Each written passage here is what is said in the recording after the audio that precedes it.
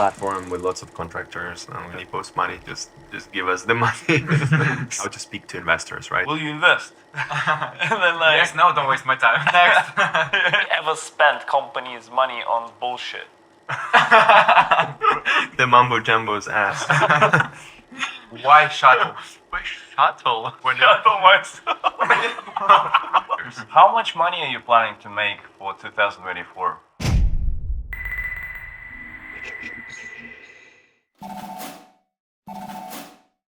Please welcome our guest, Nadar Danelia.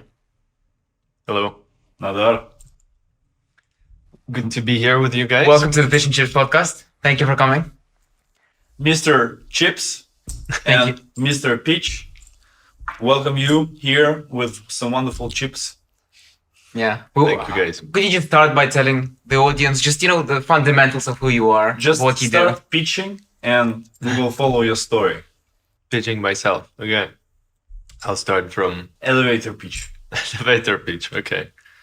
Well, I work at Shuttle. I'm co-founder and CEO of a company called oh shit. You rightly warned me about chips getting your mouth, your throat. But the It's good. chips are great. Chips are top notch. So we've been munching on them for a while now. So By the end of the video, this plate will be gone. yeah, you guys will have to help me more though. Yeah, so I'm co-founder and CEO of a company called Shuttle. And what we do is empowering the next generation of builders. We have a Rust native cloud development platform. What it lets people do is build applications, specifically web applications, much more easily. If you think about cloud today and a complex thing it is, we're just trying to make it much more understandable and simpler for people by creating Lego blocks out of different resources, products, and primitives in the cloud, and letting developers take those Lego blocks and plug them into their web applications. In a nutshell, if you think about it, if you're starting a new company, if you want to build the next Airbnb or Book, you these days to build something production grade and scalable, you need at least one or usually a few experienced people, and who are quite expensive to figure out the infrastructure. And we're building a platform that will let people do it themselves, build scalable and production grade systems without needing a team of professionals doing it. That's us. And me, myself, I'm Nodar. I'm originally from Georgia. My family is Georgian. I grew up in Moscow until I was about 16. And then I moved to the UK to study here after convincing my parents that it was a good idea to let their only son Move abroad and study, leave the nest. Yeah, study there. It was a good decision in retrospect. I've really enjoyed living here. I've been here for the past 12 years. And yeah. You went to a great university for bachelor's. You did economics. Yeah, you know that one. Yeah, I went to UCL, did my bachelor's there. And then I did my master's at London Business School as well. So yeah, my education history mostly was like around economics and finance. And understandably, I went initially into finance more with a technology twist. I've always been interested in technology. So even when I did finance, it was more technology driven. But quite quickly realized what my true interests were, and eventually started this company. When you went to MFA, which is actually more focused on private equity and funds, and people usually don't do startups after MFA. Back then, were you thinking about doing a startup, or was it just like a good conservative strategy that just opens new doors? Good question. Well, first to explain to people, MFA is a Master's in Financial Analysis, which is obviously a program which is focused on financial analysis. And when I was going there, I wouldn't say that I necessarily knew exactly what I wanted from life. There were a lot of things happening in the background, and obviously, you get influenced a lot by what other people are saying, especially during your university years, where you're kind of trying to figure things out. So just before MFA, I was doing an internship at Google, and I really liked it, and I was considering staying there. But when I got the offer to go to LBS, my sort of gut instinct was telling me that this is the better option for me. And I think my gut generally in my life has been a very good guide for me, and I decided to trust it as well in this case. So I got into MFA, and I didn't regret it. I wouldn't say that the academic content of the program was the main thing for me anyway. The academics for me were almost like an add-on, paradoxically. Yeah. Master's program for me ended up being mostly about getting inspired, meeting people that are now my friends, that are also inspiring me as well, and sort of acquiring a network that enables me to do great things in the future. And that's really what MFA did for me. Well, Y Combinator definitely heard your gap. Yeah, that's for sure. And are you hiring anyone from LBS? Good question. Not that I'm interested. or from UCL. I would say we're hiring great people always, regardless of where they're from. We've hired people without university degrees at all. So it's kind of it's a great sign if you went to a good school, but it by no means is a prerequisite. We don't currently have anyone apart from myself on the team from who went to LBS. We do. My co-founder actually teaches there, but as a student, that's just me. What does he teach? He teaches corporate finance, interestingly, and I think also like ESG related topics. ESG. Okay. And how big is the team now? The team is 16 people. 16 people. And 14 out of the 16 weren't full time. So. I just want to go back 4 years and set the picture for the audience. So it's 2019. You've founded the company Shuttle. 2020, you're already in the YC summer batch. Could you tell us about how Shuttle began, how the whole story started? Yeah, of course. Shuttle, actually, interestingly, Shuttle is only a year and a half, like year and 9 months old. Before that, we started like with other ideas, so to speak. When we just began working on the company, it was called differently. It was called Open Query, and eventually we sort of figured out that that's not a great name for a company, and we renamed it Synth. But yeah, we'll get there. When we got to start the company, maybe I'll set the scene just before that. I was working at a quant hedge fund where I was a trader, and what we were doing there is kind of behavioral finance strategies. So we were gathering lots of data about investors and analyzing that data, and then making decisions or generating ideas and signals based on investor behavior rather than fundamentals of companies. And so what I was responsible for is making sure that we trade that well, that we hedge it, and so on. But I ended up spending most of my time with developers and data scientists. It was quite a technical hedge fund, and so the majority of people were actually software developers and data scientists. And I found myself really enjoying spending time in that corner, so to speak. And the reason for that is I found that there was a lot more creative energy there, unencumbered by ego. So there's a bit less ego and more, let's do things, let's build things. Mm-hmm. That resonated really well with me, and that's how it sort of began. When we started the company, it was addressing a need that we had there, which was kind of developer focused as well.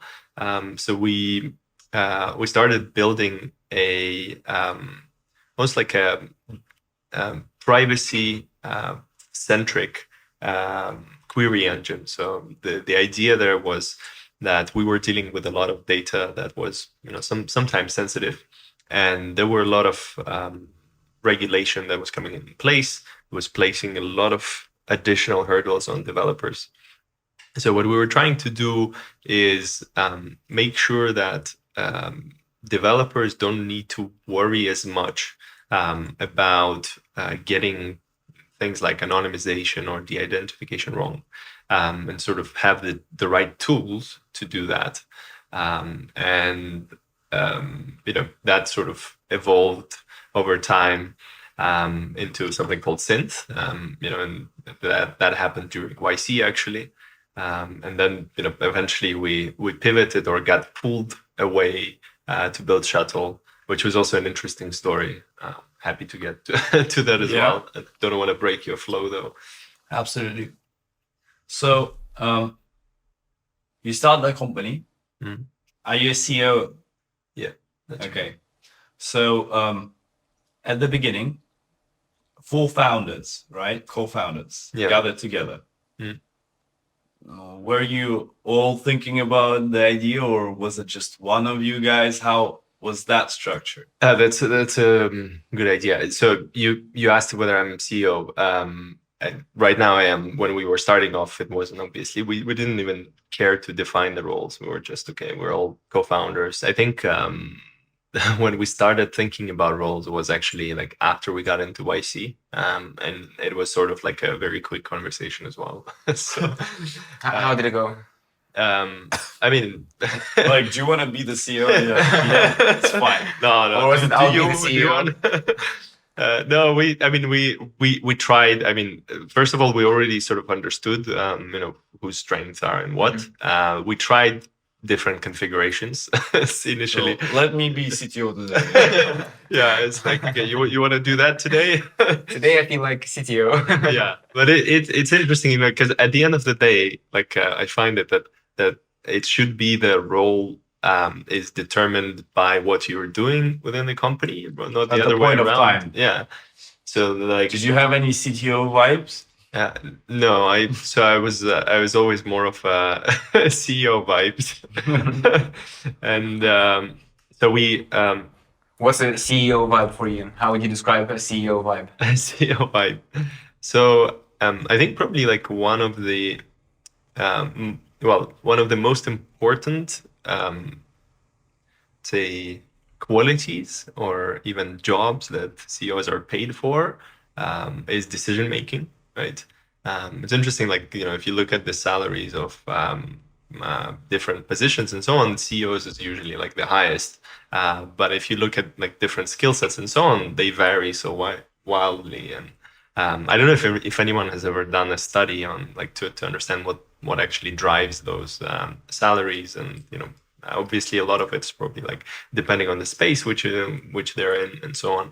But I think like one of the biggest factors is decision making, right? How well are you able to make decisions? How much clarity are you able to have, right? At the end of the day, CEO to an extent is a leadership position. You're a leader. And to be a leader, you need to see a little bit further than others. We here eat chips more often. Yeah, let me help myself. Mr. Pitch, well done for Mr. being Pitch so attentive. pitched the chips to me. No. So being able to see things that others may not see, and being able to make decisions quickly and firmly. And the other thing that maybe I would add to that is just people skills, right? Because at the end of the day, you're leading people, right? The companies are made by people. So Interesting. So when was this point when you were like, okay, we need the fifth one? The fifth person. You're like, we have a gap. Mm. And it's not like a copywriting gap. Yeah, I think the first time we hired someone, well, actually, during YC, we already had a couple of people do an internship with us. It's amazing how easy it becomes to get interns when you get into YC. So that happened then, and obviously, during YC, you're like gasping for air. So anyone who can help you with some of the stuff that you're doing is always very welcome. But I think that the first time we actually properly hired someone, and they were a contractor, not a full-time employee, was like probably like 6 months after YC. So quite some time. Who was it? Software developer, Rust developer. We found like a contractor. I don't remember how or where we found. I think it might have been through one of those like contractor platforms.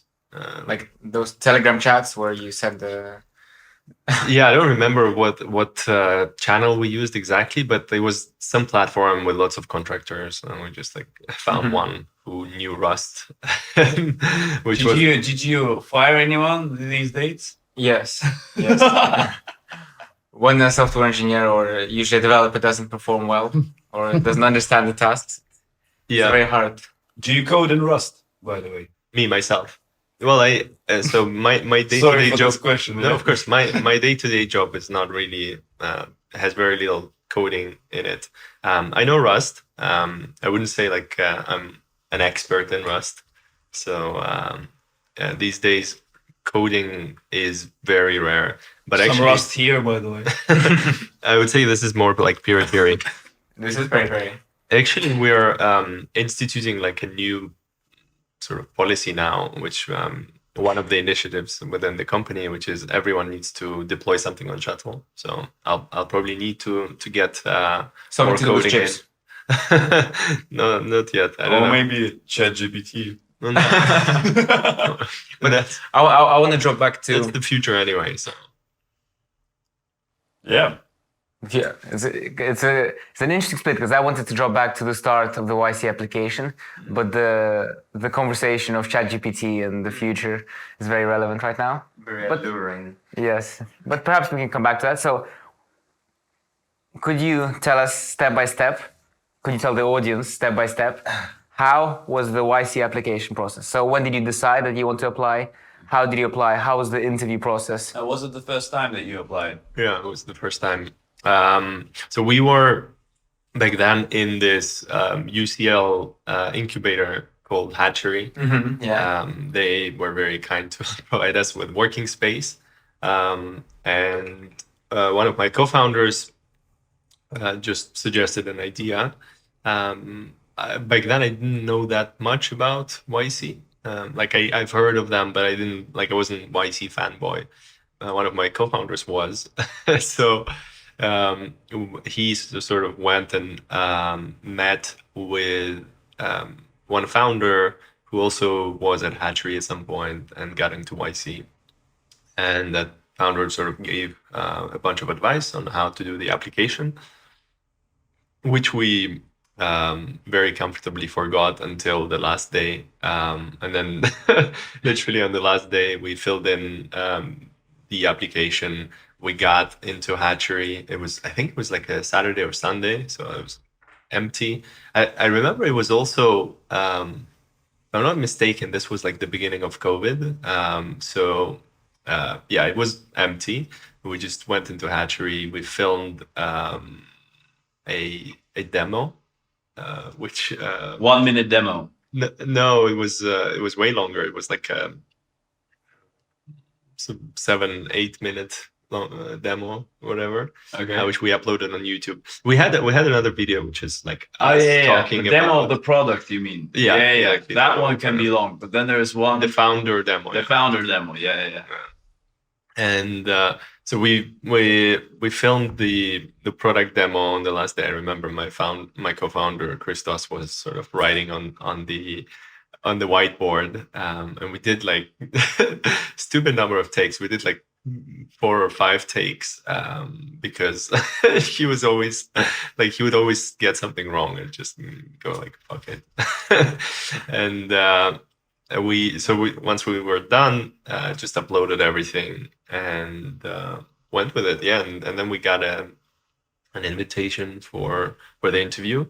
We prepped a bit. I remember we got on a call, like on a video call, started saying like, okay, what are the hardest questions about our startup? Like, let's ask ourselves the hardest questions.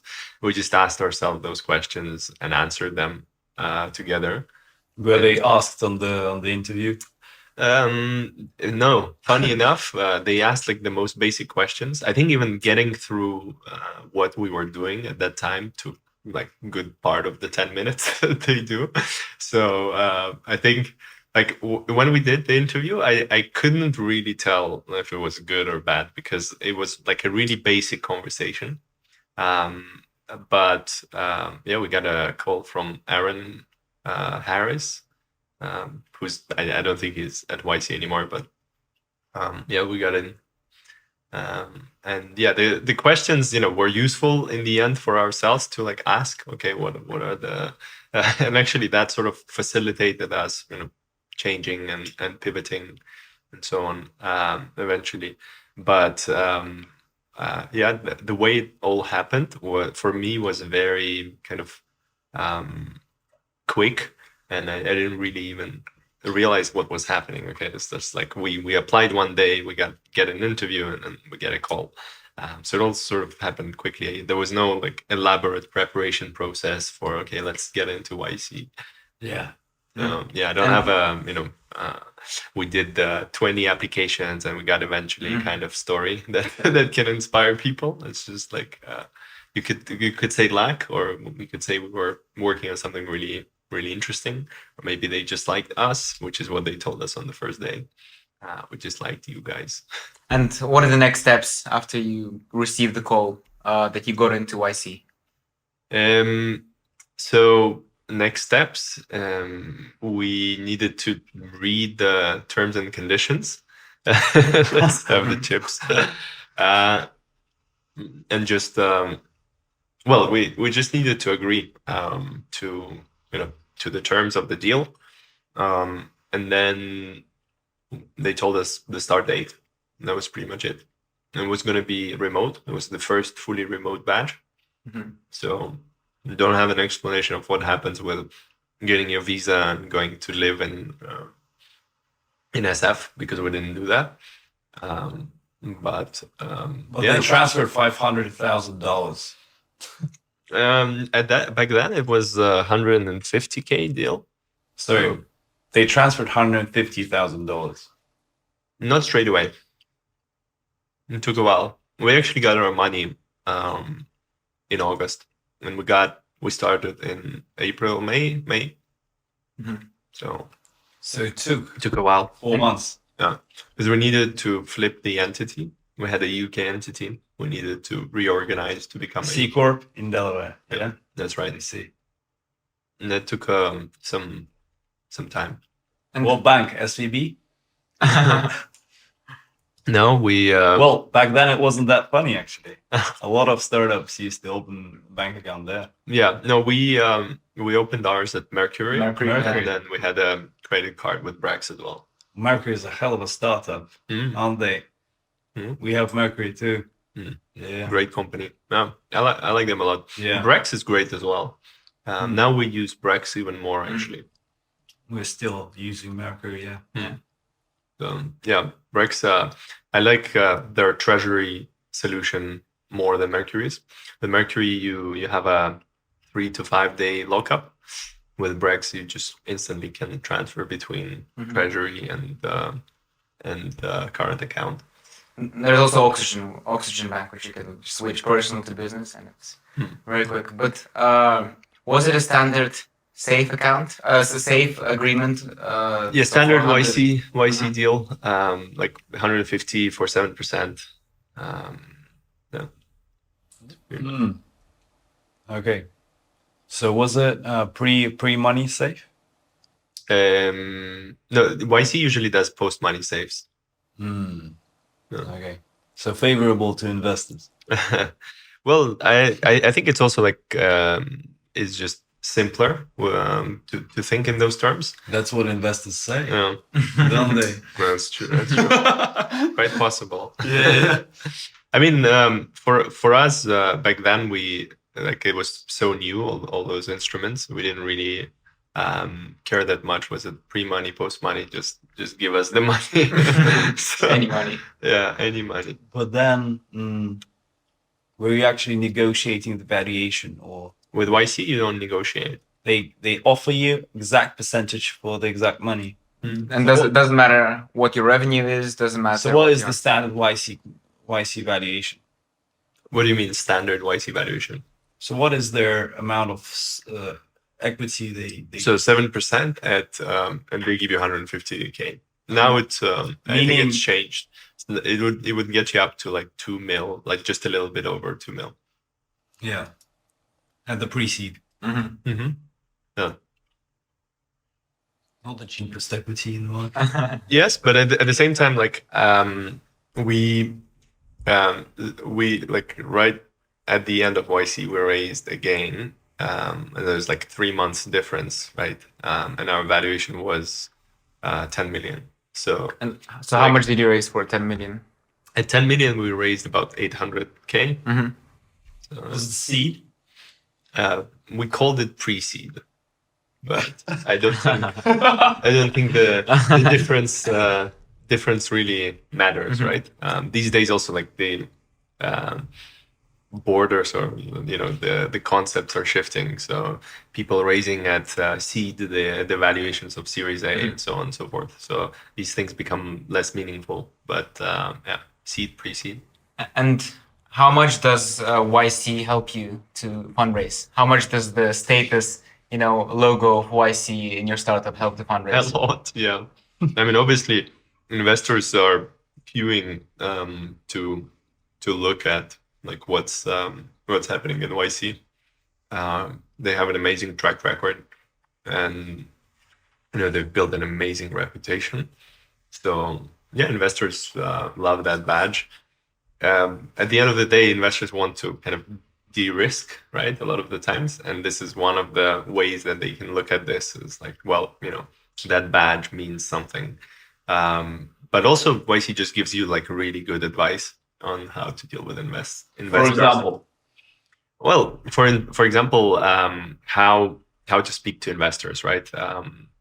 What to tell, what not to tell, how to close, how to, for example, at the end of the call, ask people if they would like to invest, which a lot of founders paradoxically don't do normally, and they just like have a conversation, nice chat, and that's it. But unless you actually ask the question, would you like to invest?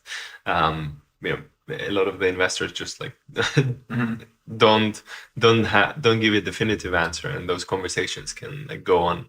But explanations how to structure your decks, how to not spend too much time on fundraising, interestingly as well, because what a lot of founders do is just like try to over optimize the process and so on. But actually, at the end of the day, you want to build a great company, and then fundraising will be.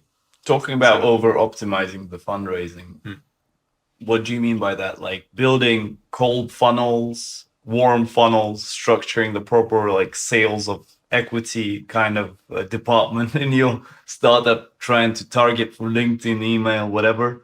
or what does that? I think hacking, like doing those hacks, can be useful if you can do it like in reasonable amounts of time.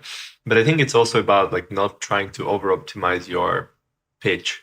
So there's like create a pitch, make it thoughtful, but don't try to create excessively beautiful pitch deck and include everything about your startup in there and so on. Not probably like the best way to do it is actually simplify and try to convey only the main points. So for example, during YC demo day, you have this one slide which summarizes your company in 3 bullet points, usually 4 bullet points, and they're saying that that should be enough for investors, right? And then the rest they can ask questions about, and you can answer those questions. And that's an interesting way to look at it, because as a founder, you sort of when you're just starting, there's a tendency to sort of look at investors who know what they're doing, who have seen this a lot, and kind of look up to them, and sort of try and please them too much, right? At the end of the day, what you're doing is you're building your company, and you need to just do that really well, and then have thoughtful conversations with investors, answer their questions.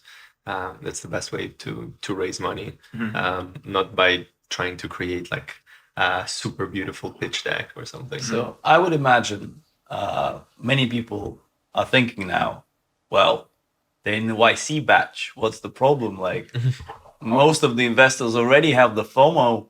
Like, do you even need to do the proper hard way fundraising, or is it just like a pile of people just knocking on your door, giving you calls? Like, do you even do the fundraising? Do you?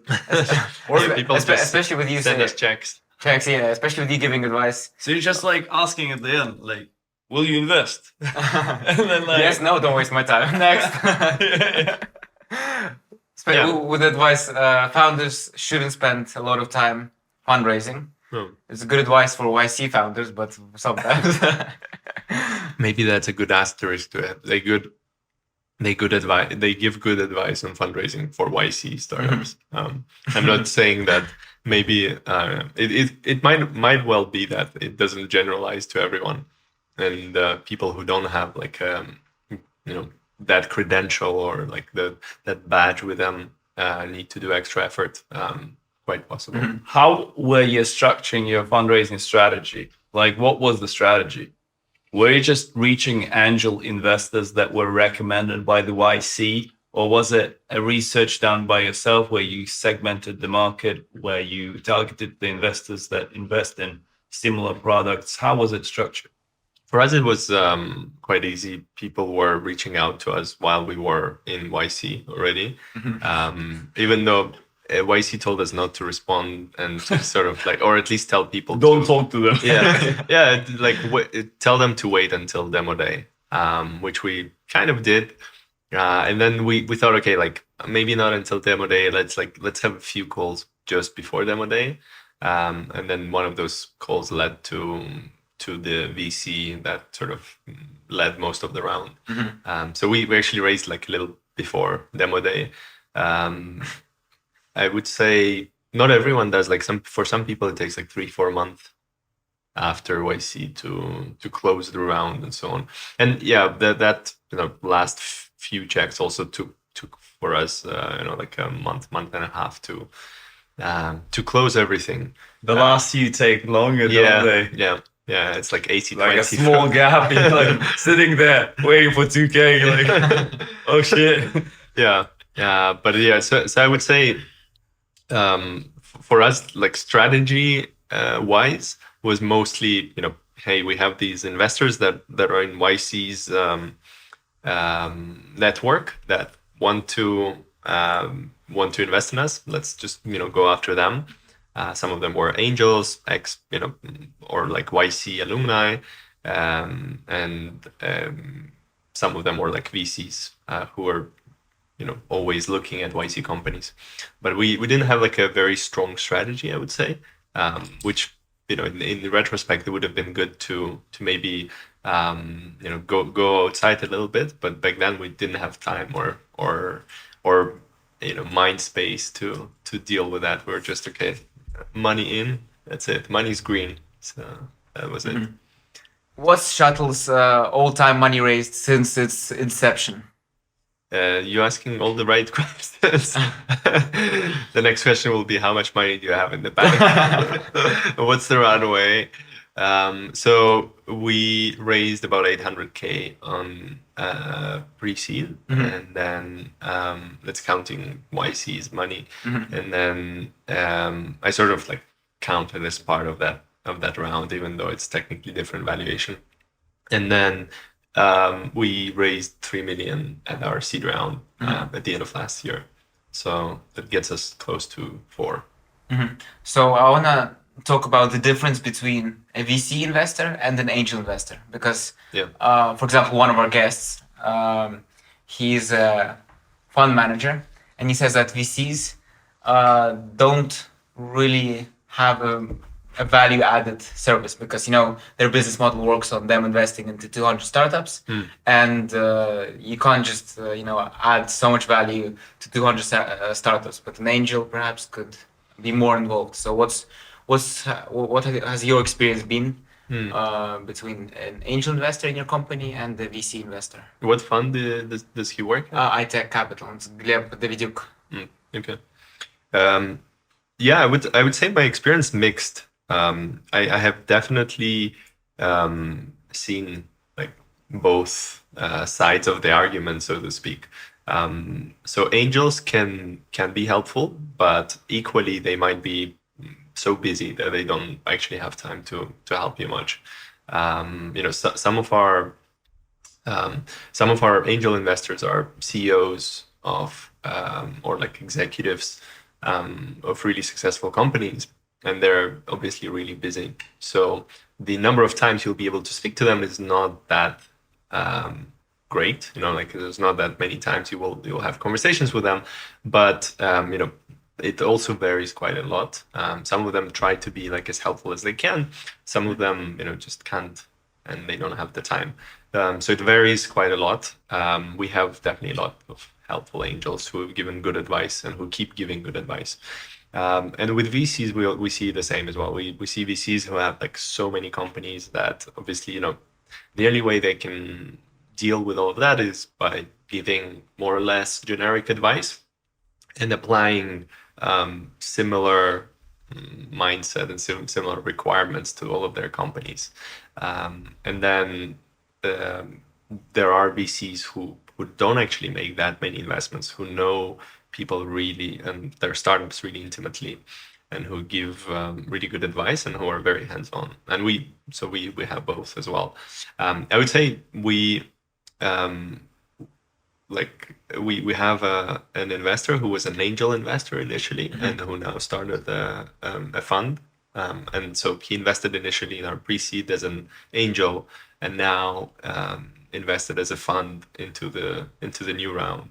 And he's been one of the most helpful investors, both as an angel and as a VC. So that's kind of our story with this. What were you raising the money for? When you say what were we raising money for, what do you mean?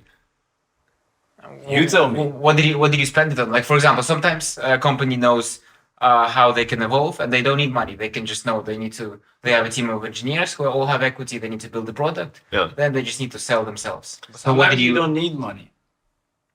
Definitely. I think for us, there's a few things, right? Obviously, we were going by then for close to a year without salaries.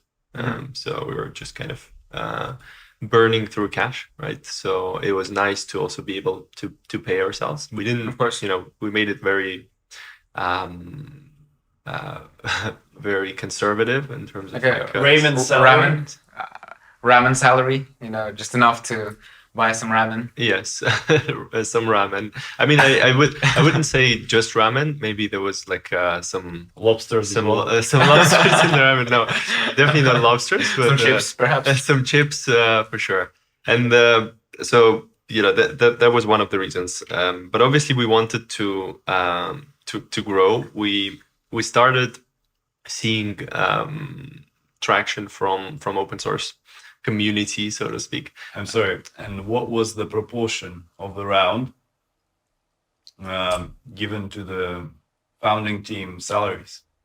It wasn't really like, so we weren't Yearly wise, I mean, Yeah, we weren't really splitting. Let's say, okay, this amount of money will go to founders. So I won't even be able to tell you, but we just said, okay, this is like the smallest salary we can pay ourselves to exist basically, and then we went with that, and then as we started seeing more and more traction, and then raised a bit more money, and then we increased those salaries. But I don't know exactly what the percentage was of the round. Okay, but it was let's see, Less than 100. less than 100%. That's for sure. I think less than 500. No, 100% of the. Oh, in absolute terms, Oh, Yeah, Mr. Pitch, I apologize for the Mr. misunderstanding. Chips, it's okay.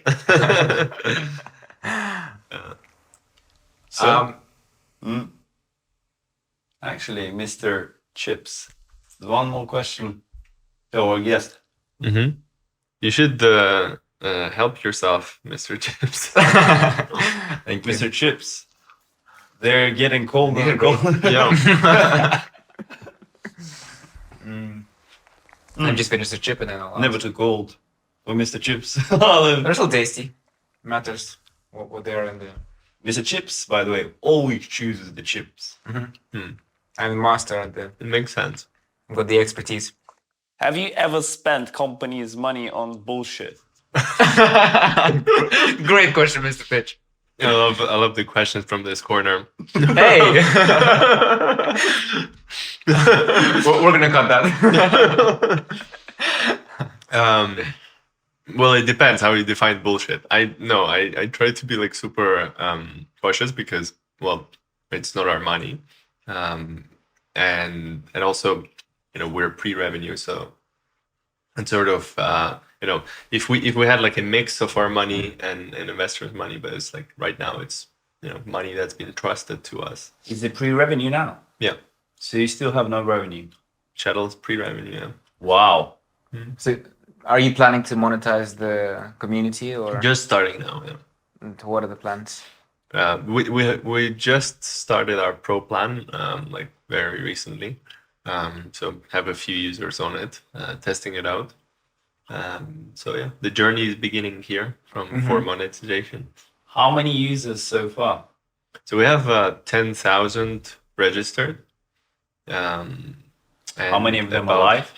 Nearly half of them, or like close to 50%, are in our Discord community. And on a weekly basis, I would say because not everyone develops actively like day in, day out, but on a weekly basis, we see like somewhere between 600 and 1,000. What is the size of the Rust community in the startup world? In the startup world. Because, obviously, there are some products made by Rust in large corporations and stuff, but I think you're more targeting the startup field. Yeah, we're also not necessarily just targeting now the startups that have made the decision to build with Rust, right? One of our roles there is evangelizing people and sort of sharing why it's such a great language, and also showing how you can do things so much more easily with Rust. Rust evangelists. Yeah. Rust evangelists. Like pasta evangelists. Like what evangelist? Pasta evangelist. It's actually one of the most successful delivery products. Like they Really? deliver pasta evangelists. It's Arthur's secret recipe. I never eat them again. Too much Maybe bread. you should do pitch and pasta maybe or something. No, Maybe. chips are better. These chips are exquisite. Don't you agree? So Yeah. Great chips. Wonderful. Let me have a long one.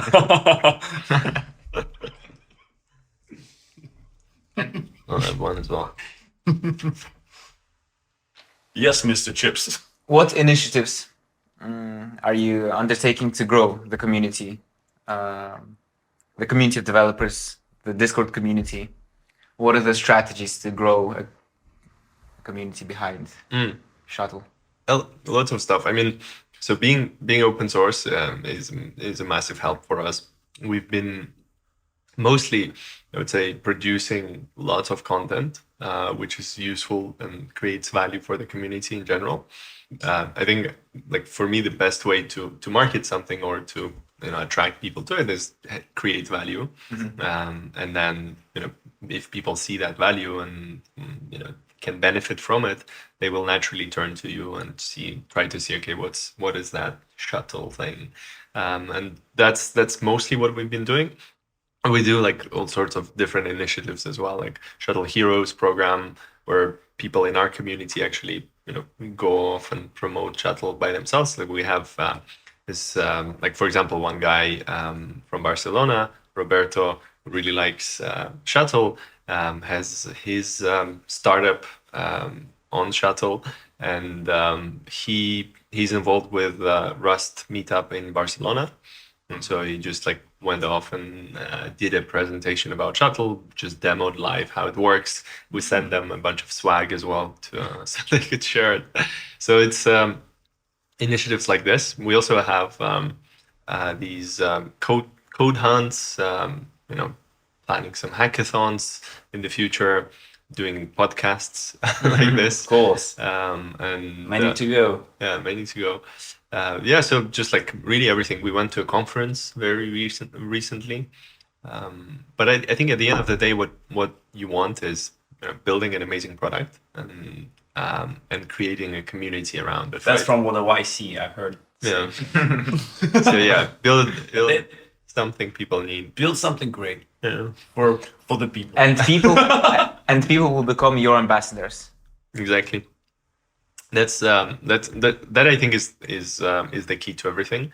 And in terms of community building, the main thing that I've learned is there's a big difference between audience and community.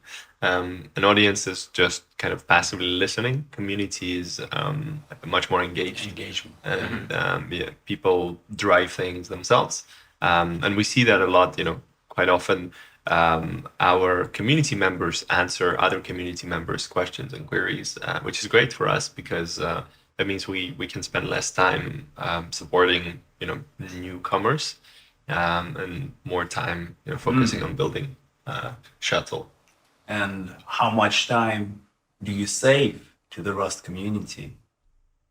To the Rust community, that's an interesting metric. Maybe we should try to calculate. But I'll give you like an example that we tried to look at it, and it's like anywhere between like 60 to 70% of developers' time is spent on like quite often at this stage, especially at early stages, on figuring out infrastructure. So writing the application logic, the code.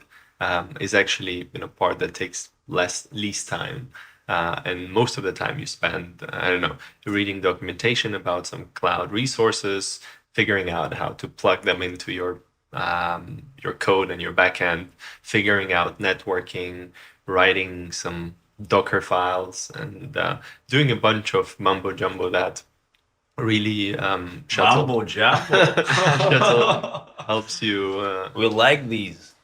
Mumbo jumbo wordings. Yeah, so really, could be anything. For some people, what we've heard saying like, "Hey, you saved me weeks of time." For some people, it's like literally few hours that we save them. So varies quite a lot. Okay, one sentence to describe the impact of Shuttle from day 0 to now. Of Shuttle as a company. Of Shuttle as a product, as a company. Just Good one question. sentence. Imagine you're meeting with, I don't know, Bill Gates, whatever, and he asks you, what is like the overall impact? Okay, you're pre-revenue, okay, you have community. What is the overall impact of Shuttle? Or for the developers that are not yet in your community, but which are thinking, why Shuttle? Not just general for everyone. Like, what is the impact to the world? Yeah. And creating the new way of developing cloud applications or of building in the cloud. That I would say is the biggest impact. And this is also what I'm seeing, going forward, us continuing to redefine how people build applications, how people build in the cloud. So basically, jiu-jitsu existed before. Now you invented karate. Exactly. We've invented the kung fu of cloud. The mambo jumbo. we kicked the mambo jumbo's ass. But who would win? Book.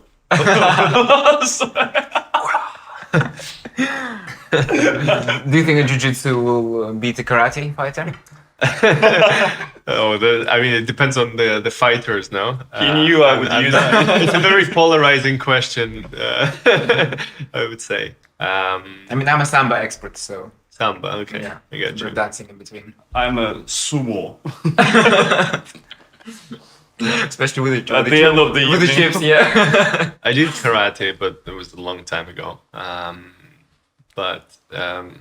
Yeah. Are you an artist, a scientist, or someone else? Just me. Very good. Thank you. There you go. I'm. I guess we wear different hats depending on the circumstances. But if I were to say whether I'm more like for creative or analytical, I would say probably more towards creative. So you're more a creator. I'm a creator and I love to empower creators. And this is Shuttle as a continuation of that. Dear guest, allow me to ask you something before Mr. Chips does. Mr. Bitch, please. All eyes on you. It sounded like Mr. Bitch. You can cut that out, but Oh, please clap. The takeout. Exactly. So, I almost forgot my question now. Go on. Me?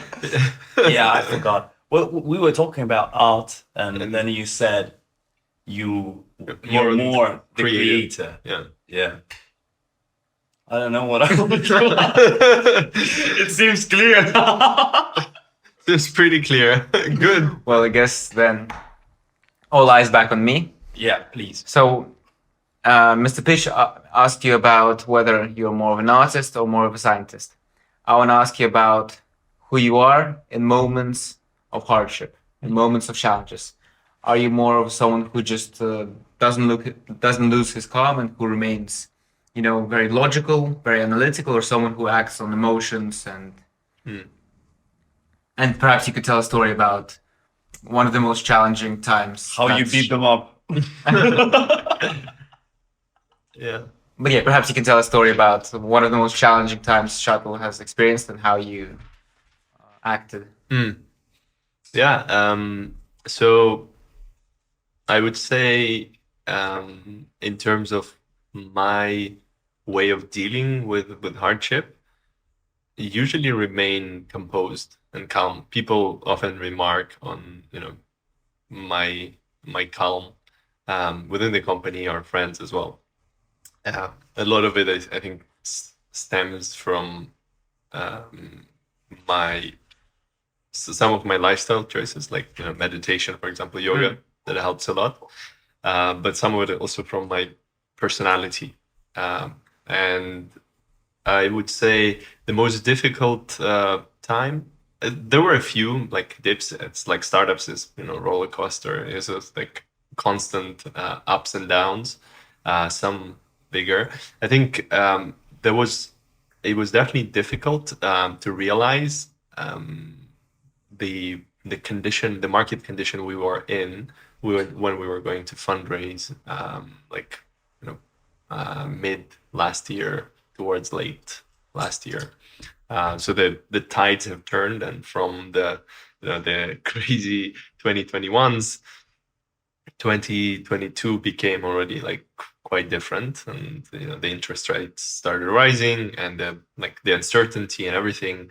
I think during summer, when we were actually fundraising, there was a period when pretty much everyone went off on holidays. I think it was some revenge travel after COVID. People were catching up on it, and it was like really quiet. And that time, I think that's probably like partly kudos to my co-founder, but also like together we sort of made the decision. Okay, let's pause now rather than trying to swim against the current. Let's pause the round and let's continue it later, like in Q4. In the meantime, we regroup. We understand like our strengths, our weaknesses. What do we change about the pitch? Who do we talk to, and so on and so forth. We took a little bit of time to rest a little bit, because we were going by that point nonstop for a while, and I think that was a really good decision to take a little bit of time off, like to pause, to reflect. Luckily, we did raise some money in the summer, which let us sort of go on a bit longer, so prolong our runway. And when we restarted in Q4, we raised within a couple of weeks of starting the round. We already had a lead, which was YC. So that was a good decision. That was good to keep calm in that situation, I think. That's pretty much like it describes also how I try to at least operate within difficult situations, but not always perfect. So sometimes emotions get better of you. How many hypotheses have you tested for Rust? Because one of the metrics to see the movement of how fast the team is coping with the uncertainty in their environment is the number of hypotheses. Do you have an idea roughly how many you test a week, maybe a month, a year wise? That's a good question. We don't necessarily always do hypothesis testing, and it's actually something that we're starting to shift now to like look at it more as hypothesis, because what we do is sort of rounds of like intense periods of user interviews where we get lots of feedback, and then we test. We try to build this stuff and kind of go back into building mode. Now that we have a bit more people and a bit more resources, we can do both, right? And we can do both on a recurring basis. And we're starting to get there. But in terms of numbers, yeah, it's hard. I would say like it's somewhere like in tens of hypotheses, maybe getting close. Probably still in tens, meaning that let's say below 100 somewhere. How many times per week do you think about stopping the project? Stopping the company, the shuttle, yeah. Stopping the shuttle. So never think about that really. I want to ask a follow-up question. If shuttle were to fail, hopefully not, but if shuttle were to fail, why do you think that would happen? What would the reason be? What's the most, the biggest danger? And what's the shuttle too? I really love what our group partner from YC tells us always. It's usually the reason why startups fail is because founders give up and just sort of don't fight anymore. So I would probably say that's the reason why shuttle could fail. But at the same time, I like the likelihood of me being as stubborn and like persistent as I am. I don't see that as a big probability. The other thing is, of course, like not finding strong product market fit, or running out of cash. Like these are usually the ones. I would say we have like product solution, solution, kind of solution community fit. So we have found a really good workflow to address problems of developers. Now we really need to make sure that we market that correctly, create a really good product offering, which is not only for the persona that we have right now, but evolves in terms of types of user it has. So I would say like that would be another reason. Interesting. And in Shuttle, there are 4 co-founders. Initially, there were 4 co-founders. They're all still in the company. Do you need No. another 2? You guys looking? No. Well, if you finish those chips, we can have. Don't you dare. Mr. Chips, live up to us.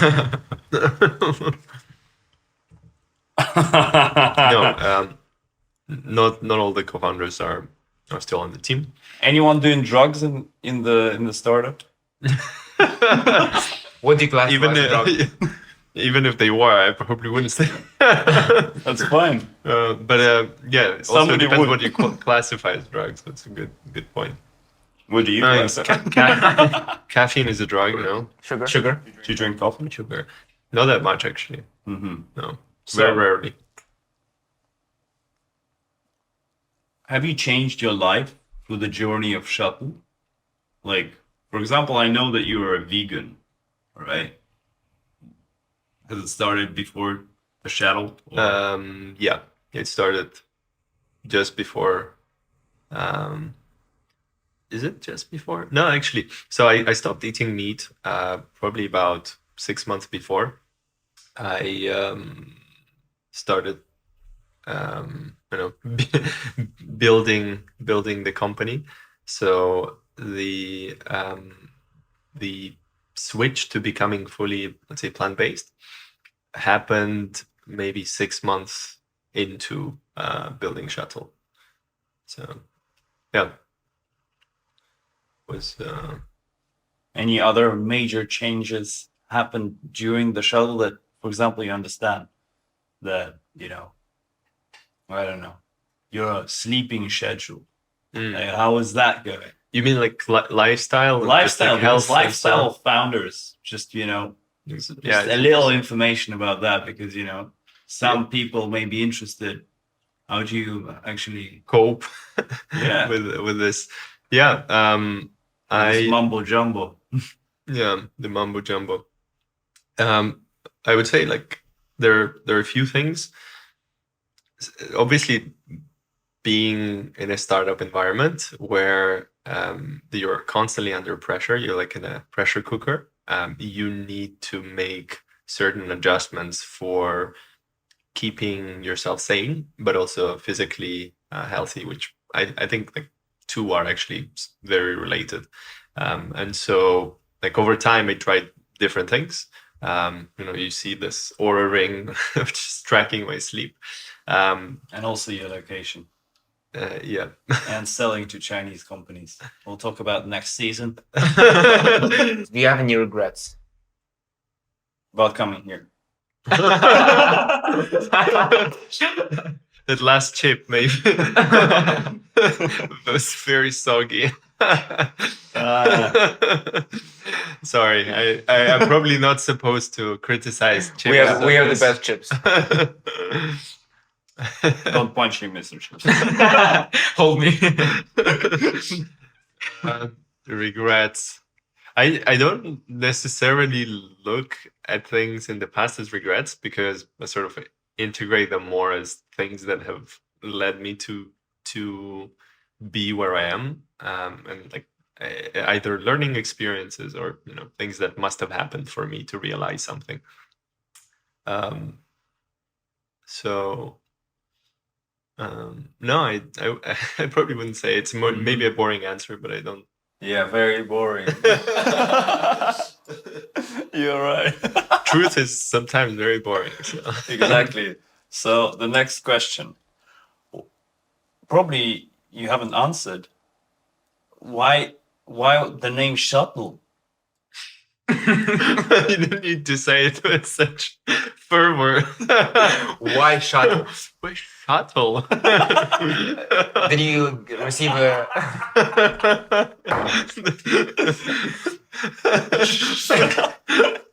Did you receive any lawsuits from the NASA or No. no?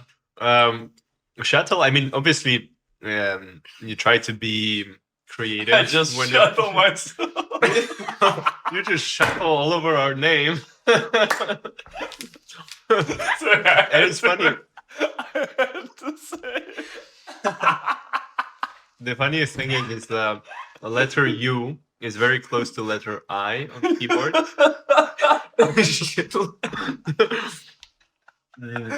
Happened to me. Spelling shuttle. But yeah, shuttle. I mean, if you think about your application, that's it. It's hard to stop. I think we're closing in 5. Hold me, Mr. Mr. Pitch, Mr. Pitch, Hold it come on. for 5 more minutes. Be composed, Mr. Pitch. I'm very curious to see how you're gonna finish this in 5 minutes, Mr. Chips. You have to speed up now. This is a very Unhealthy. unhealthy and a very non-typical meal for me. But it's funny, like you're asking me about my lifestyle and choices, and then regrets as well. And it's all coming together now. What the fun? Have you guys thought about more healthy No. No. healthy mascot? No. Because I mean, depending on the frequency of So your the next episodes. question.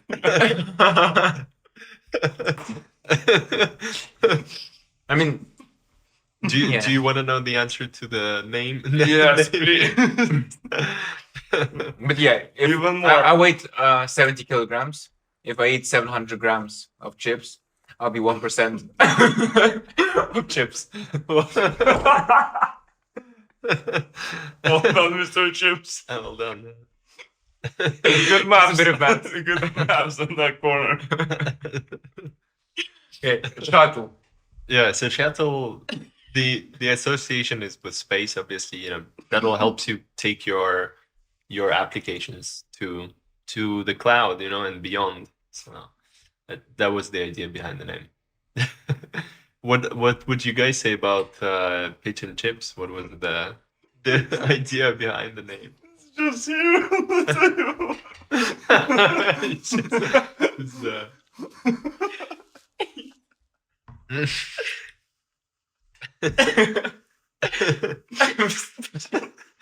I need some water.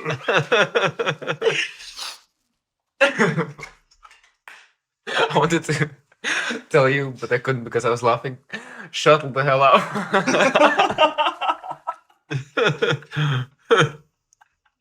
So, talking about pre-revenue valuations, how do you even value yourself at like 10 million without any cash flows? So some would say using Didn't get that one.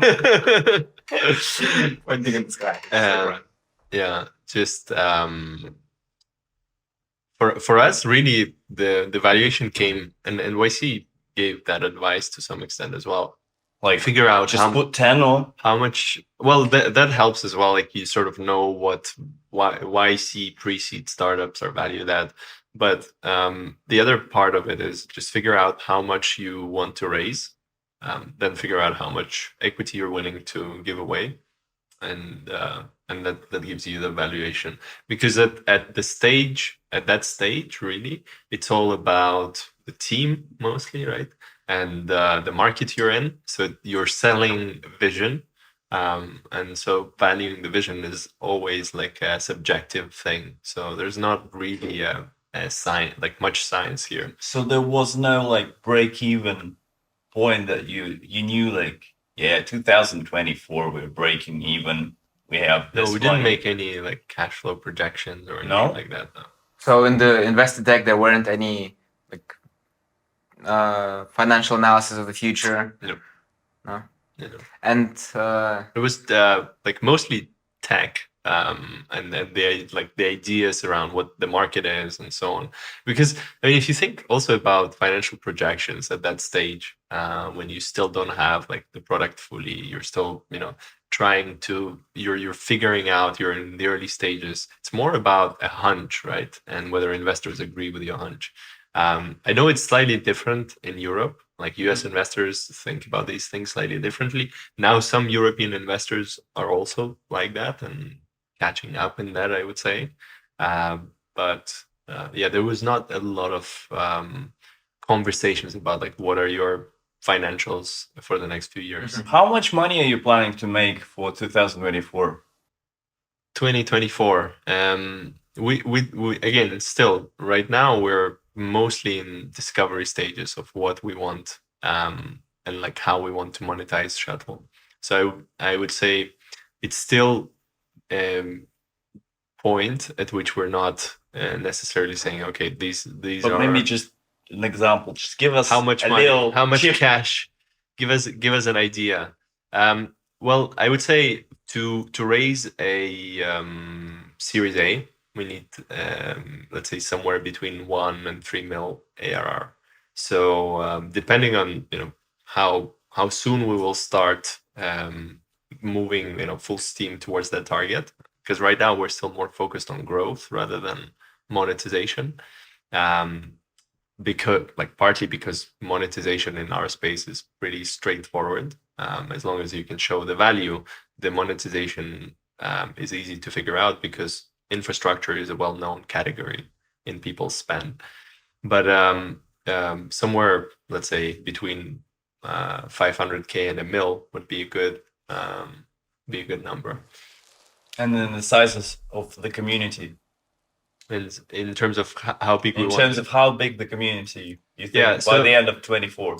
Yeah, so if Shuttle gets to the point of community size of like at least one big web framework in Rust, which is, let's say, talk in terms of number of stars, which is few tens of thousands of GitHub stars, that would be us. Let's say 20,000 GitHub stars, having a community size of 10,000 people on our Discord, and having, let's say, weekly active user numbers in tens of thousands. That's the area that we're aiming for. Check back on these guys. Yeah. see what they're doing next year. But yeah, we'll see. Mhm. So for you, Shuttle, is this a lifetime project? Do you see this as you growing alongside Shuttle and building the community, or is this just a great project which is solving a great problem, but perhaps you see this as an exit strategy in 5 years, and then starting on something else? So I see Shuttle's mission, I guess that's what I started with as well, as enabling the next generation of builders, creators. And it's something that's very close to my heart. And I see Shuttle redefining a lot of things now with AI in the landscape. There's a lot of really amazing things that are going to happen. And I see Shuttle's role in that.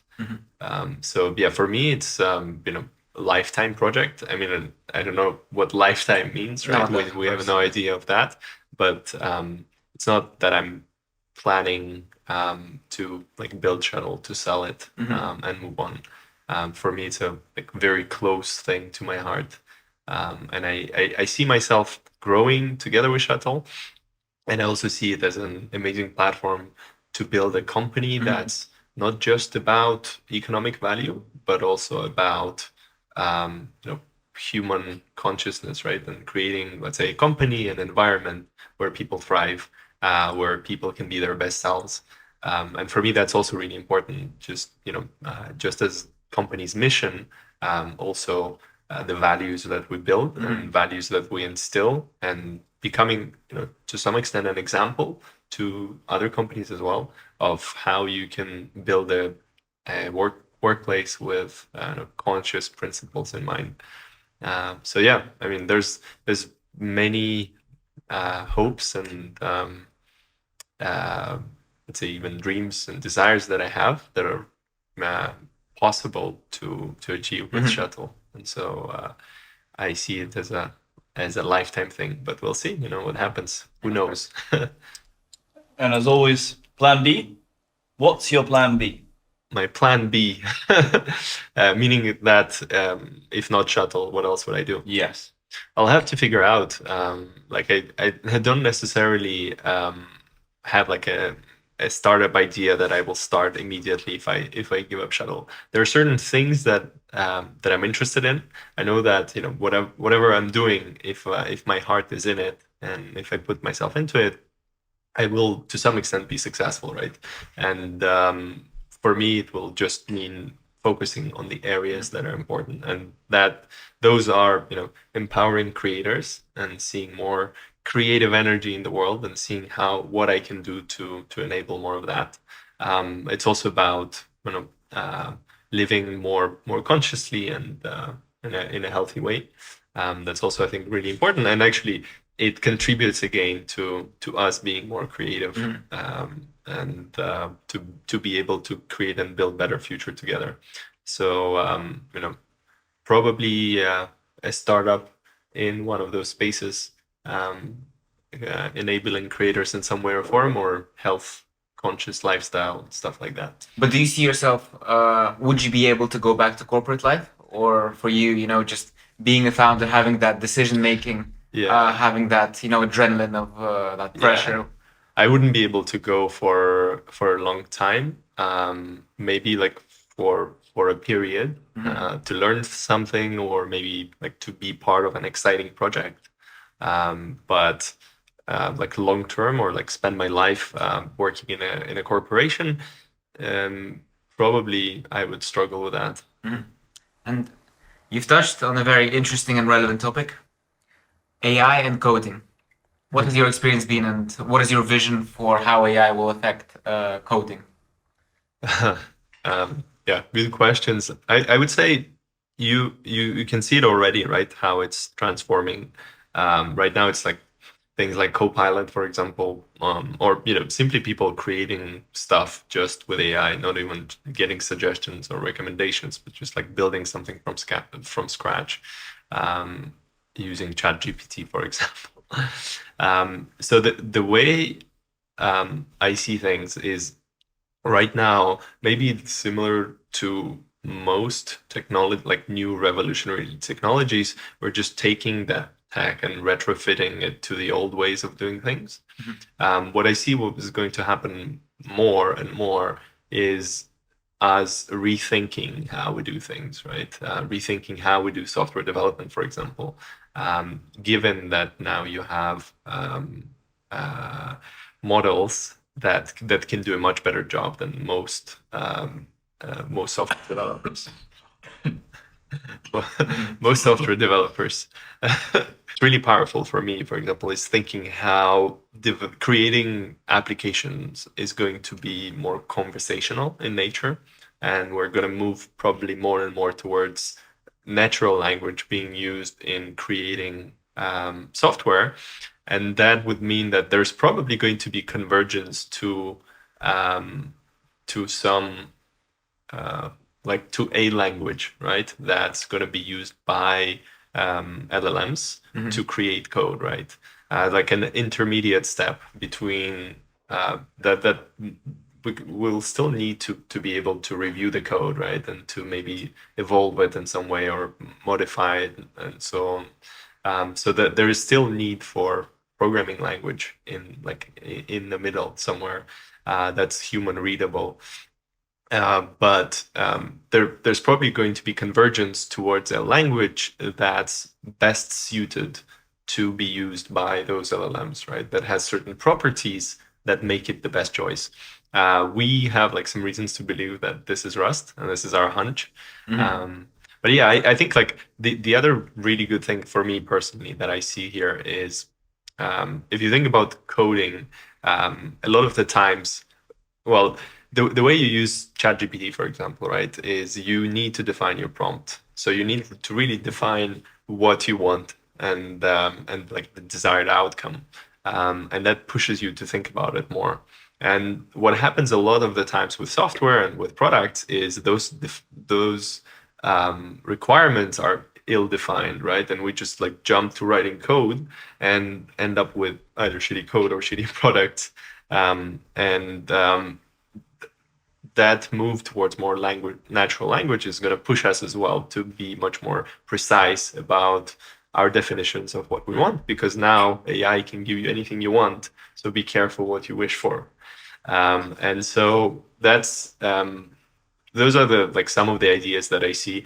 As I mentioned, I think Rust is probably going to be one of the languages of choice. Why? There's a few properties of Rust as a language. I think it's very expressive, and it is a very good combination, right? It strikes a good balance between being expressive, but at the same time, having that syntax and grammar that makes it much more suitable for language models to use. There are things like, for example,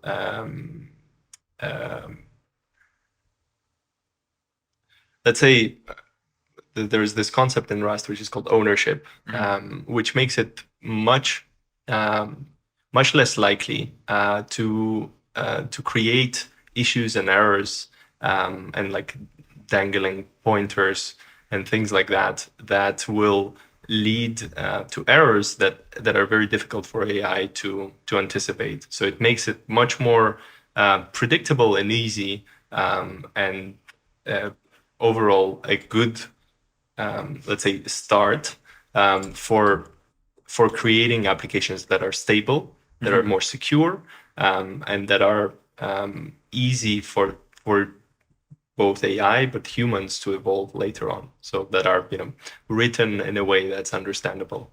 And then there's another bit there which is really important, I think, which is the compiler. So if you think Rust compiler is sort of this point of reference, or like a point where the code is being checked, right? And for any problems. And this is one of the things that a lot of people who are starting with Rust are battling with, the Rust compiler, because it's quite demanding, right? It won't let a lot of the stuff that you will be able to pass with JavaScript, for example, into production, right? So with JavaScript, it will maybe run, but then you will have some error in production. With Rust, the compiler will not let it pass, right? And you have this kind of safety check or guarantee before you push something live. And so that having that additional layer of protection for whatever AI does is great. And then you can, what we did, for example, with Shuttle, you can create these loops where you sort of have AI write some code, and then it tries to compile it. It gets an error maybe from compiler. It reads that error, and then based on that error, it kind of tries to fix the code. And so having that workflow where AI pretty much like writes code and then fixes its own code, it makes much more sense as well. And yeah, there's a few other points which are much more specific and much more, let's say, technical about Rust. We're actually thinking of writing a content piece about this.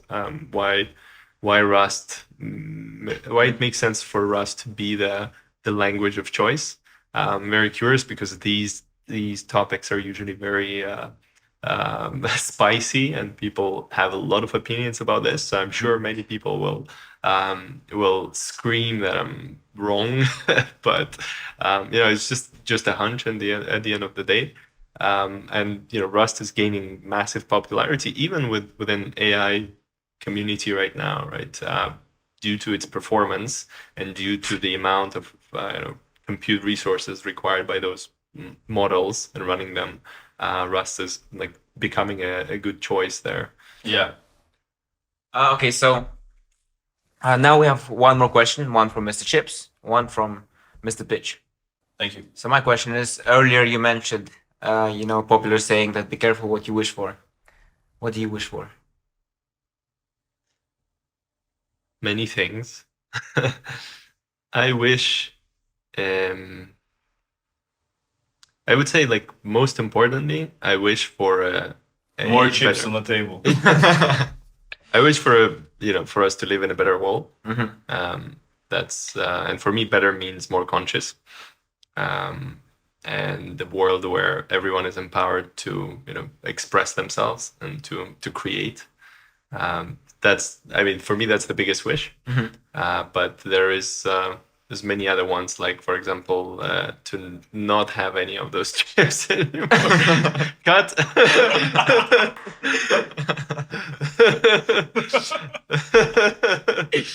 One more. I've had too many. Too many.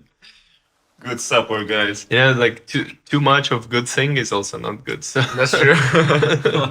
And too much of the greatest thing is, just the influx of yeah, overwhelmed with chips. The total is not the soundest part.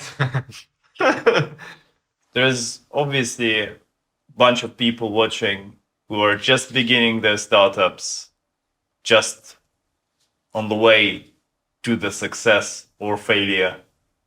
And they want to hear somebody who's been through some experience, such as the one we discussed with Shuttle. So maybe you can share an advice with the young gangsters, entrepreneurs. Yeah.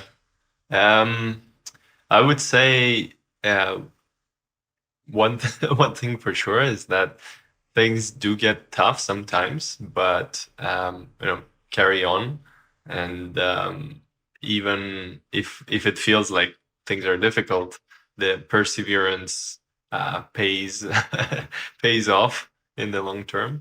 So just like powering through the challenges, because like eventually, even in the darkest of times, eventually things are going to be better.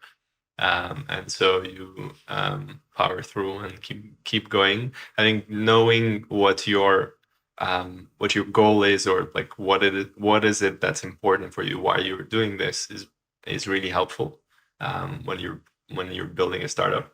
Not always that straight away, but at least trying to put yourselves on the trajectory of figuring that out, and like arriving at that. I think for me as well, like I didn't know from the beginning very clearly this is what I want, or like this is why I'm doing this. I was just kind of like going to an extent with the flow, and I felt that this was the right thing to do. But eventually, like figuring it out is enormously helpful. So just like make sure that you are at least working towards that. And the other thing I would say is focus on product market fit in the early days. Really build something people need. Don't try to get allured, especially now with like AI. It's very easy to go and be like, okay, well, there's this amazing tech. Let me see how I can plug it into different holes. You should start from problem statement and see like, okay, what am I solving? What is the value of this, and who is going to benefit from this? It sounds basic, and there's like everyone talks about this, but people still keep making mistakes around this. So really, and now another reminder is helpful. And for me, it would have been helpful anyway to hear it more and more. So being persistent, setting the right goals, and setting the right goals in the spaces where there's demand. Yeah, pretty much that. Good summary. Thank you. Thank you so much for coming. Thank you. My pleasure. It's been a pleasure Thank you for having me. Thank you so much.